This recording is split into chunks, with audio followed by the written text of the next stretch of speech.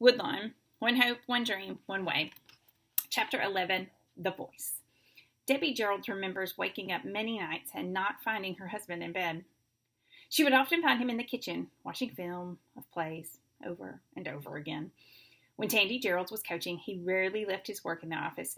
The wheels in his head were always turning as he searched for any advantage to help his team win. "If they lose the ball game, I'm fine with that," Tandy often told his wife.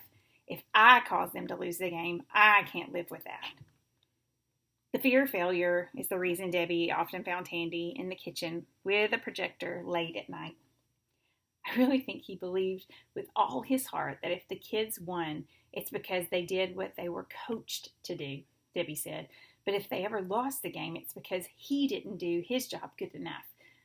It was never the players' fault. Perhaps no defeat disappointed Gerelds as much as Woodlawn High's 18-7 loss to Banks High during the 1974 season. It was a bitter defeat that haunted him for the rest of his coaching career. Gerelds knew the Colonels had squandered a golden opportunity to compete for state championship. If they'd only qualified for the playoffs. He wanted so much for star tailback Tony Nathan and his fellow seniors who'd never beaten the Jets or made the playoffs during their 3 seasons on Woodlawn's varsity team. Gerelds believed that those players who helped save his program through their unselfishness and commitment to God and each other deserved a better ending to their high school careers. Over the next several months, he often wondered what he could have done differently. "I always felt that anything that went wrong on the football field was a direct reflection on me," Gerelds wrote before his death. "Once again, I had to deal with the stress and pressure. I know now that I put too much pressure on myself." Many of Woodlawn High's best players moved on after the 1974 season, including Nathan, who had carried so much of the load on offense during the previous 2 seasons. Defensive lineman Brad Hendricks, offensive lineman Reginald Green, and linebacker Roka McKinstry had also graduated. Replacing Nathan and the other departed starters in the 1975 season wouldn't be easy. Making matters worse, the Colonels lost fullback Dennis Rogers to a knee injury during spring practice, which would sideline him for the start of the season. Frank Craddock replaced Denny Ragland as the team's starting quarterback, and returning wingback Billy Johnson, fullback Frank D'Amico, and tailback Derek May joined him in the backfield. At 5'9", 170 pounds, May was a much different runner than Nathan. With the tackle Gil Wesley and linebacker Joe Abruzzo and defensive back Roger Langston coming back, the Colonels would have to lean mightily on their defense. "Naturally, we've changed a lot around," Gerelds told the Birmingham News before the 1975 season. "There are things we did with Tony that we just can't do anymore. We'll have to play more straight football, and we'll have to block. Of course, we've had some pretty good blocking for the past couple of years, but we're going to have to do some more. We were playing football at Woodlawn long before Tony came. That's not to say we're not going to miss him, but now we'll just have to do without him." The Colonels ended up adjusting pretty well. Woodlawn High started the 1975 season by winning its first 6 games, shutting out 3 opponents along the way before losing to Berry High 12-3 on October 17th. The Colonels bounced back to win their next 2 games, including a 12-0 victory over Banks High at Legion Field on November 7th. Woodlawn's defense intercepted 3 passes and recovered 2 fumbles, allowing the Colonels to finally get over the hump with their first victory against the Jets since 1971. But Gerelds wasn't on the sideline for the game. He had literally worried himself sick while preparing for the game. The Colonels dedicated the contest to their bedridden coach, and longtime defensive coordinator Jerry Stearns directed the squad during the game. Woodlawn finished the regular season with an 8-1 record and won the Class 4A Region 9 championship. With Gerelds back on the sideline a week later, the Colonels lost to Tuscaloosa County High School 19-0 in the first round of the Class 4A state playoffs. It was the last game Gerelds would coach at Woodlawn High. In January of 1976, Gerelds resigned as head coach at Woodlawn High School after posting a 36-14 record in 5 seasons. He spent 11 seasons as a teacher, assistant, and head coach at his alma mater, and leaving the sideline and the classroom wasn't an easy decision. But the pressure to win consistently was becoming too much of a burden. Gereld had become his own worst critic. He was once again consumed by winning, and even more so by the fear of losing. His health declined throughout the 1975 season, so much so that Debbie feared he might suffer a nervous breakdown. He used to tell me that people do things for a living, but nobody tells the dentist how to fill a tooth. Nobody tells a car salesman how to sell a car. Nobody tells a plumber how to fix a pipe, Debbie said, but everybody thinks they're a coach. He knew his work on the football field in front of thousands of people watching, and they're all judging his work. Even though Gereld had become one of the most successful high school coaches in Birmingham, he was never satisfied with anything but perfection. Before his death, Gereld described the pressure he put on himself while coaching and explained why he decided to step away from the sideline in 1976. It's like the walk down the hall to the electric chair or gas chamber, like you see on TV or in the movies. The only difference is you know you are going to live to do it again. You're crazy. Maybe so. That will be the first thing people might think about me. The only people who can sympathize with me are other coaches. Why is this fear there, and how do you deal with it? First, most coaches want to keep a macho image, so they never let on that it will affect them. No one wants to admit that they are scared, so they hide it in various ways. Some act nonchalantly. Others put on a game face. Some hide in it in flamboyant, fired up speeches. Some even direct the problems towards their players so it will take some of their fear away. But the fear is there because you don't want to get beat. It's normal. What is not normal is to get beat or embarrassed in front of your friends, neighbors, and anyone else who might have attended the game. The fear of getting beat, which is embarrassing to anyone, is a force that drives anyone to who competes. Sometimes it seems to engulf you, and you feel like it's life or death struggle. Then, when you start that walk down the hall to the execution, that's when you start the walk down the hall to the execution. It's also when you need to stop and say, this is a game played by kids for fun. How can I make it fun for them? There's always been a voice inside me telling me I can't fail. It tells me I have to win, and that if I don't, I'm nothing and at the bottom of the barrel. Ever since I can remember, the voice has always been there. As a 12-year-old, I can remember being heartbroken because I did not perform to the high standards. I can also remember accomplishments never being quite good enough for me. I've always wanted to be the very best at what I do. I just never thought that was possible until now. I feel like God has let me be the best I can be. It is a blessing that very few people get to have. I just praise God because without Him, I would still be trying for the impossible. The voice is gone now. Praise God, I can finally rest. Gerald turned the Woodlawn program over to defensive coordinator Jerry Stearns, his close friend, who would coach the Colonels for the next 23 seasons, and then Kingwood Christian School in Alabaster, Alabama for 10 more. After leaving Woodlawn High School, Gerald took a job working with his father, Tandy Gerelds, who owned an insurance business in the community. More than anything else, Gerald wanted to spend more time with his wife and 3 children. At the time he retired from coaching, daughter Jessica was 10 years old, son Todd was 8, and his younger daughter Jill was 4. Gerald felt his life was out of balance. After much prayer and reflection, he decided it was time to help his wife raise their children. I married Debbie when she was 18 years old and very immature. We had our first child, Jessica, when she was 20. I can never remember her complaining about raising the baby. I was never at home, and when I wasn't much help. I lived and breathed football and coaching and didn't take time to be a good husband and father. Debbie complained about Debbie complained about me loving my job more than her or Jessica, and she was probably right. For some reason, she stayed with me and supported me in anything I did. 2 years after Jessica was born, my son Todd came into the world. Debbie would bundle him up and drag Jessica to all the football games.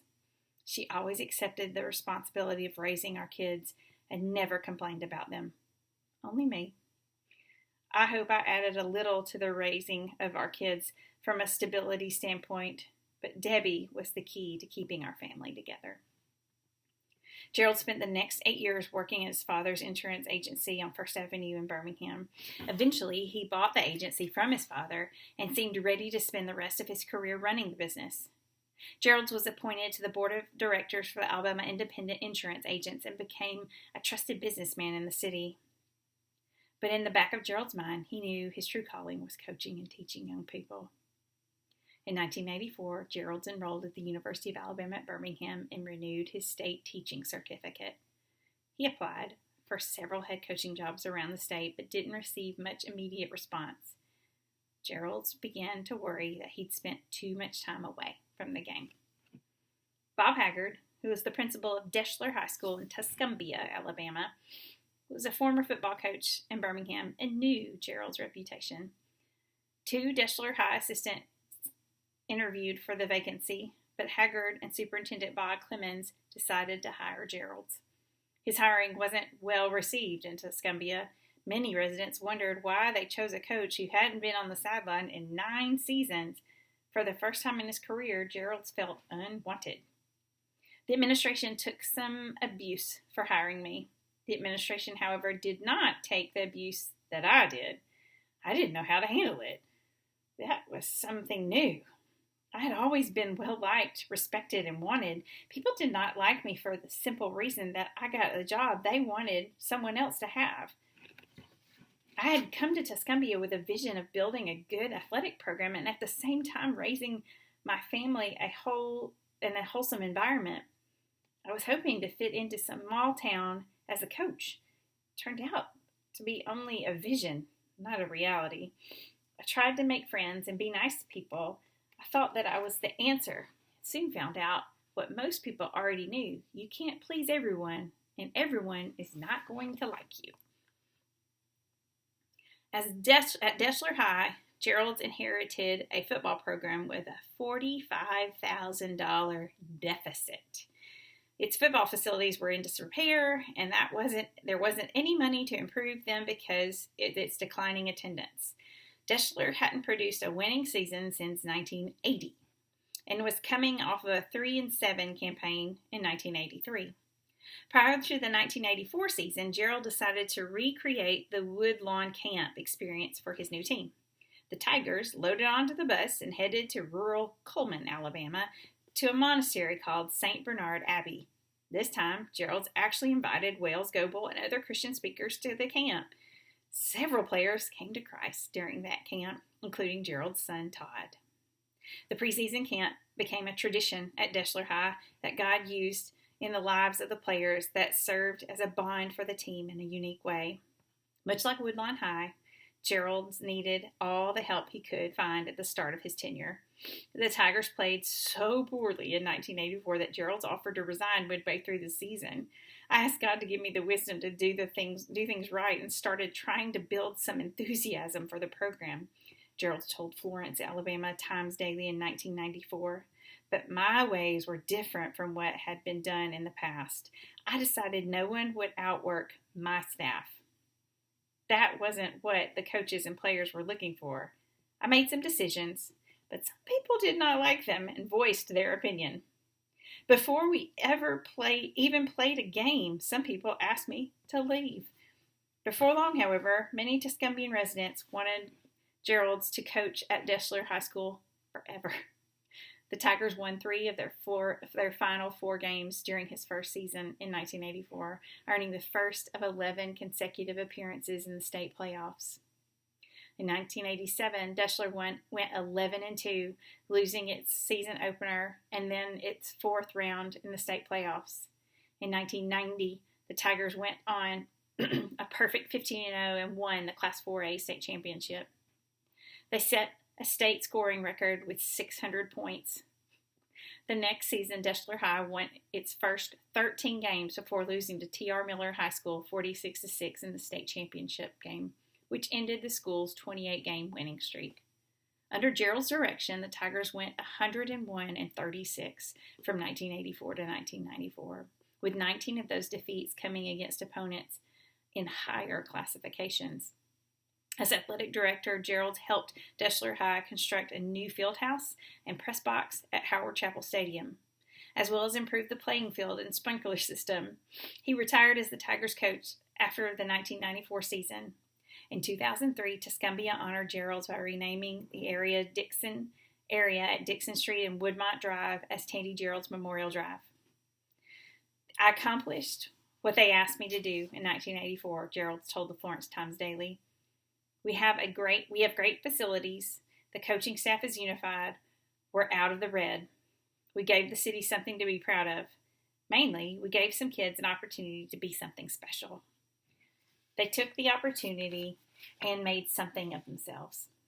After spending the 95-96 school year at Deshler High's golf coach, Gerelds retired a second time and was out of work the next 2 years. In 1998, he was named the principal at Shoals Christian School in Florence, Alabama. Gerelds started the school's football program the next year and served as the Flames head coach until he stepped down in 2001. In 2004, Shoals Christian School renamed its stadium Flame Field in honor of and memory of Tandy Gereld and Dr. Bill Trapp. Trapp, one of Gerald's close friends and co-founder of the school, died of Lou Gehrig's disease in 2000. He always knew when it was time for him to leave a place, Debbie said of her husband. He would tell me, the Lord has told me it's time to move on.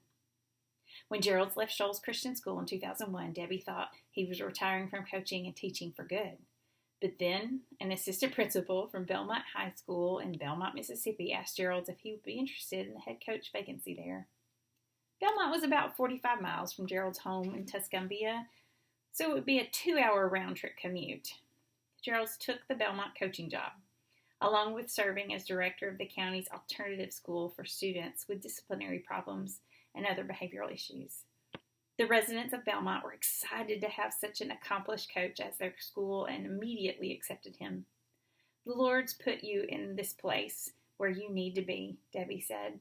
It was such a sweet, loving community. Tandy told me I would love it. He said it was like being in the 60s. It was such a slower pace. They were so excited about getting a coach that had won a state championship in Alabama. They thought he was Bear Bryant. As Gereld had done in his previous stops, he immediately started to try to build Belmont High into a winner.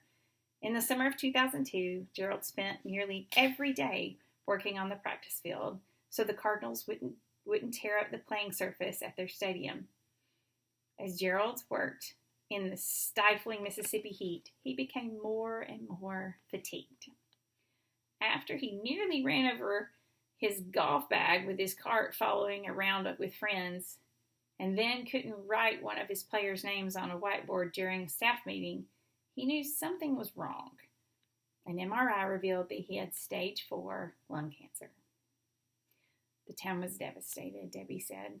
His players and coaches were devastated. Even with a grim prognosis, Gereld vowed to finish what he started at Belmont High. Despite receiving daily radiation treatments and chemotherapy once a week, Gereld never missed a practice or game during the 2002 season. Since doctors didn't want him driving, Debbie drove her husband to Belmont High after his 7 a.m. radiation treatment. The nurses at the hospital where she worked agreed to adjust their shifts so she could do it. During Gereld's treatment, he went to a healing service with his sister. The pastor asked him, "Would you ask for more time?" "I think we all have a designated amount of time," Gerelds told him.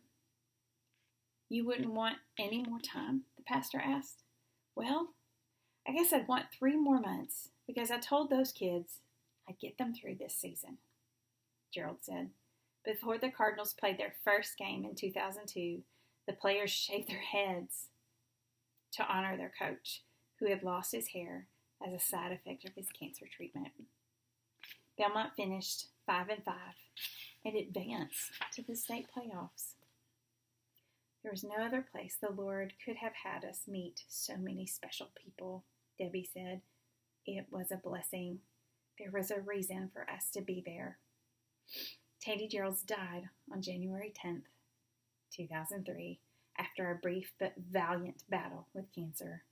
His obituary described him as many things: a loving husband, a well-respected and well-beloved father, a dedicated coach, a servant-hearted deacon, a compassionate and caring friend. For the men who played for Gerelds, he was so much more than a coach. For some of his players, Gerelds was the closest thing to a father they'd ever had.